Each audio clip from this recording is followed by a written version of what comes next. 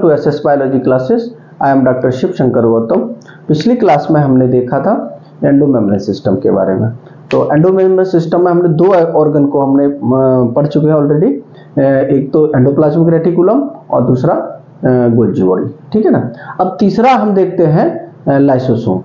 तो लाइसोसोम को सबसे पहले देखते हैं कि लाइसोसोम की डिस्कवरी की थी क्रिश्चियन डी दुवे ने, ठीक है ना। अब देखते हैं कि ये बनता कैसे है लाइसोसोम। तो हमने पहले ही बता दिया था कि एंडोमेम्ब्रेन सिस्टम में जो भी ऑर्गेनल है वो एक दूसरे से इंटरकनेक्टेड है ना, और एक कोऑर्डिनेटेड मेथड में वो वर्क करते हैं। तो जो हमने गोल्गी बॉडी पढ़ा था, तो गोल्गी बॉडी में ये एक कई सारी चीजें पढ़ी थी हमने, एक सिस्टर्नी है ना, ट्यूब्यूल्स और वेसाइकल और गोल्जियन वेसाइकल। तो ये गोल्जियन वेसाइकल से बनते हैं, ठीक है ना। Golgian form from Golgian vesicle.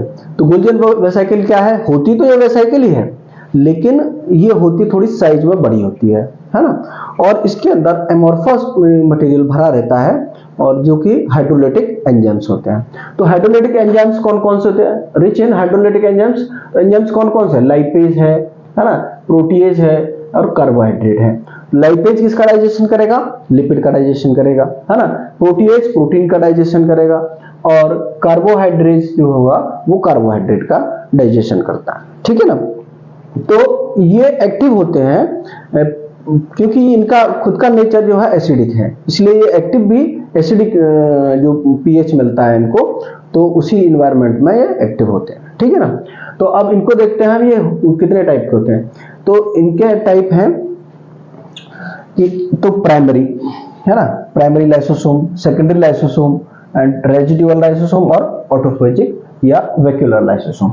तो इनमें क्या डिफरेंस होता है? जो प्राइमरी लाइसोसोम में होता है वो जो गोल्जी कॉइल से या गोल्जी बॉडी से जो डायरेक्टली बनते हैं, वो न्यूली जो फॉर्म्ड होते हैं उनको हम कहते हैं प्राइमरी लाइसोसोम, ठीक है ना। इनके अंदर क्या होता है? इनके अंदर हाइड्रोलाइटिक एंजाइम्स फिल्ड रहते हैं, ठीक है।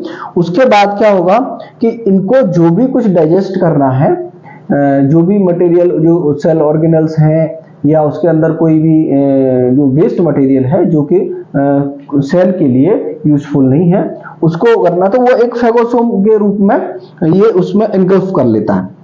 एंगल्फ का मतलब होता है कि अंदर ले लेता है।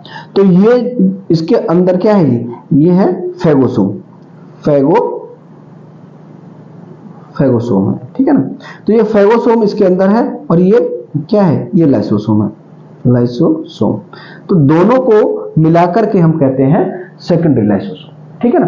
अब इसका क्या होगा? इसके अंदर जो फेगोसोम ले लिया है तो उसका क्या होगा? डाइजेशन होगा। डाइजेशन के बाद क्या होगा? जो कुछ भी बच जाएगा, थोड़ा सा वेस्ट बचेगा, क्योंकि सारा डाइजेस्ट नहीं होगा, कुछ वेस्ट बच जाएगा और उसको हम कहते हैं रेजिडुअल लाइसोसोम, ठीक है ना। इसमें अनडाइजेस्टेड जो वेस्ट बचता है उसको मिला करके हम कहेंगे रेजिडुअल लाइसोसोम, ठीक है। इसके बाद है कि जो यह ऑटोफेजिक या वैक्यूलर लाइसोसोम होता तो न्यूली फॉर्म्ड लाइसोसोम है, लेकिन ये छोटे छोटे आकार के कई सारे क्या करते हैं, जैसे कोई सेल के अंदर कोई ऑर्गेनल ओल्ड हो गया या नॉन फंक्शनल हो गया, तो क्या करेंगे? ये बड़े साइज की जो वेस्ट मटेरियल होते हैं सेल के अंदर, तो उनको क्या करते हैं? चारों तरफ से घेर लेते हैं, चारों तरफ से सराउंडिंग आ जाते हैं, बहुत सारे उसको घेर लेते हैं और उसका डाइजेशन कर देते हैं, ठीक है ना। इनको हम ऑटोफेजिक या वैक्यूलर लाइसोसोम बोलते हैं, ठीक है। अब इसका एग्जांपल हम कहां देखते हैं कि इसका एक बेस्ट एग्जांपल ये है कि जब किसी एनिमल में मेटामॉर्फोसिस होती है, तो कई सारे मेटामॉर्फोसिस होती क्या है? एक्चुअली मेटामॉर्फोसिस होती है कि जब लार्वल स्टेज से कोई भी ऑर्गेनिज्म का जो ट्रांसफॉर्मेशन होता है ओरिजिनल बॉडी में, तो कई सारे जो ऑर्गन्स होते हैं वो डिसअपियर हो जाते हैं, ठीक है ना। बहुत सारे चेंजेस होते हैं। तो उसका एक एग्जांपल यह है कि जो फ्रॉग जो होती है, फ्रॉग का जो लार्वा होता है उसमें टेल जो होती है, फ्रॉग के लार्वा में क्या है? एक फिश के शेप का होता है, तो उसकी जो टेल होती है वो मेटामॉर्फोसिस के ड्यूरिंग वो डाइजेस्ट हो जाती है। तो वो कौन करता है? वो ये लाइसोसोम ही करता है, ऑटोफेजिक। और इस प्रोसेस को हम कहते हैं ऑटोलाइसिस, है ना, ऑटोलाइसिस बोल देते हैं। ठीक है ना। तो ऑटोलाइसिस की वजह से ये फ्रॉग में टेल डिसअपियर हो जाती है, ठीक है। अब क्या होता है कि ये होता तो ये वेस्ट मटेरियल को, इसको हम वैसे बोल सकते हैं गार्बेज मैन भी बोलते हैं, क्योंकि ये गंदगी को, सेल के अंदर की जो कचड़े को खत्म करता है, इसलिए गार्बेज मैन भी बोलते हैं, है ना।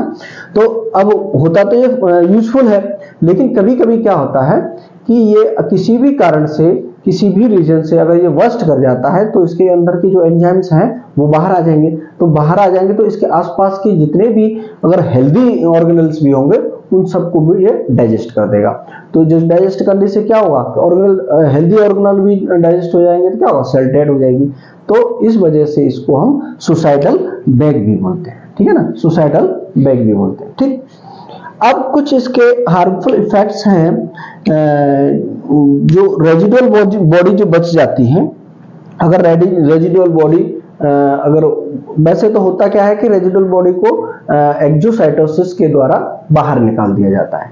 अब ये अगर रेजिडुअल बॉडी ज्यादा बचती हैं, सेल के अंदर रह जाती हैं, तो कुछ इसके इफेक्ट्स होते हैं कि इट कॉजेज एजिंग, ठीक है ना।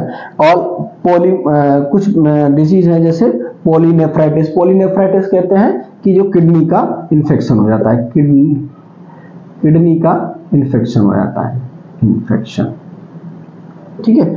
और जैसे गाउट है ना, और आर्थराइटिस है, इस टाइप की कुछ डिजीज कॉज करता है जब इसके ज्यादा मात्रा में ये रेजिडुअल बॉडी अगर सेल के अंदर बची हुई है तो, ठीक है ना। और कुछ जेनेटिक डिसऑर्डर भी इसकी वजह से हो जाते हैं, जैसे नीमन पैक डिजीज है या हंटर सिंड्रोम, ठीक है ना। तो ये हो गया आपका लाइसोसोम के बारे में, ठीक है। इसके आगे देखते हैं हम नेक्स्ट जो एंडोमेम्ब्रेन सिस्टम में ऑर्गन आता है वो है वैक्यूल। कि ये क्या है, ये मेम्ब्रेन बाउंड एक स्पेस है जो कि साइटोप्लाज्म में पाया जाता है, सिंगल मेम्ब्रेन का, ठीक है ना। इसके अंदर क्या होता है कि इसमें वाटर, है ना, सेप, एक्सक्रीटरी प्रोडक्ट्स, है ना, और अदर मटेरियल जो कि सेल के लिए यूजफुल नहीं होते हैं, ये स्टोरेज का काम करती है एक्चुअली, ठीक है ना।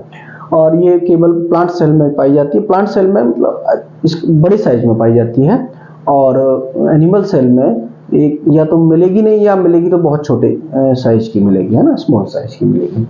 और ये इसकी मेम्ब्रेन कैसी होती है, सिंगल मेम्ब्रेन है ना, सेमी परमेबल होती है, ठीक है। और इसकी मेम्ब्रेन को हम कहते हैं टोनोप्लास्ट। इस पे ये मैंने लिखा हुआ है रेड में, क्योंकि ये इंपॉर्टेंट है, क्वेश्चन आता है कि वैक्यूल की मेम्ब्रेन को क्या कहते हैं हम, टोनोप्लास्ट बोलते हैं, ठीक है।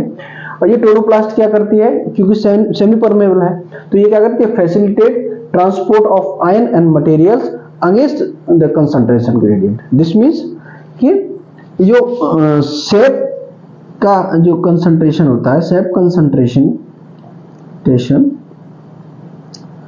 क्या हुआ, ज्यादा हुआ, किससे, साइटोप्लाज्म से,